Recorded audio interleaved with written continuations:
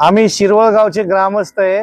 आमची महार समाजाची जमीन होती, त्या जमिनीमध्ये आमची स्मशानभूमी होती आणि त्या स्मशानभूमी आणि दफनभूमी ही या 8 जणांची आम्ही पोलीस स्टेशनला नावं दिलीत। यांनी बेकायदेशीर कोणाची परवानगी न घेता, कोणाचं काय करता संमती न घेता ही आमची स्मशानभूमी जमीन दस्त केली आणि आमचे जे पूर्वजांचे ते थडगं होतं, जे पुरलेली माणसं होती त्या मैताची विटंबना केली आणि आमच्या आता सध्याची कंडिशन अशी आहे की एखादं लहान मुलगा दगावलं तर ते आम्ही पुरायचं कुठं आणि बेकायदेशीर कोणत्याही या व्यवहाराची परवानगी नाही, काय नाही, सरकारला पैसे नाही, अशा दंडलशाहीने तिथं ते काम करून बाहेरची गुंड आणून बसवलेत आणि ते गुंड आमच्या कुठल्याही लोकांना तिथे आतमध्ये एखादं मैत जाऊ देत नाहीत किंवा लक्ष्मी मातेचं मंदिर आहे दर्शनाला जाऊ देत नाहीत।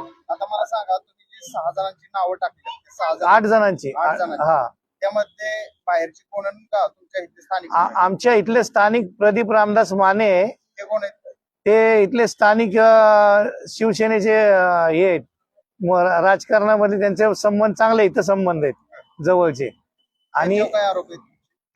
ज्यावेळेस आमची स्मशानभूमी पाडताना ही सगळी 8 जण तिथं होती आणि त्या ठिकाणी 8 जणांनी उभं राहून ती स्मशानभूमी आमची पाडली आणि आमच्या बहिणी बाळांना शिव्या, घाणघाण शिव्या, जातीवाचक शिव्या या सगळ्या दिलेल्या आहेत। त्यामुळं आम्ही पोलीस स्टेशनला एखादी वास्तू पाडण्याच्या अगोदर कोणाची परवानगी घेतली नाही किंवा आमच्या बहिणी बाळांना शिव्या बिव्या दिलेल्या आहेत, जातीवाचक शिव्या दिलेल्या आहेत आणि एखाद्याचा रस्ता अडवणं हे बेकायदेशीर आहे। त्या संदर्भात आम्ही फौजदारी गुन्हा दाखल करण्यासाठी इथं बसलेलो आहे, पण अद्याप त्यांच्यावर कोणती कारवाई होत नाही ना, गुन्हा दाखल होत नाही। तुम्ही नाव घेतलं शिवसेनेचे पदाधिकारी, ते भूमिका काय आहे?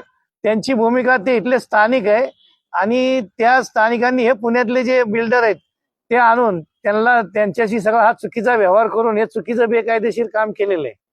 मी ज्योती अजय कांबळे, राहणार शिरवळ। शिरवळमध्ये आमची बौद्ध समाजाची स्मशानभूमी जागा असून काही गुंडांनी 8 गुंडांनी पुण्यातील 8 गुंडांनी काही राजकारण्यांशी हाताशी धरून ती बळकावली आहे। गोरगरिबांना फसवून गुंडगिरी प्रवृत्तीने ती बळकावली आहे आणि त्याही 8 जणांवर गुन्हा दाखल व्हावा यासाठी आम्ही आज 6वा दिवस, आज तरी त्यांच्यावर आज गुन्हे दाखल झाले नाहीत।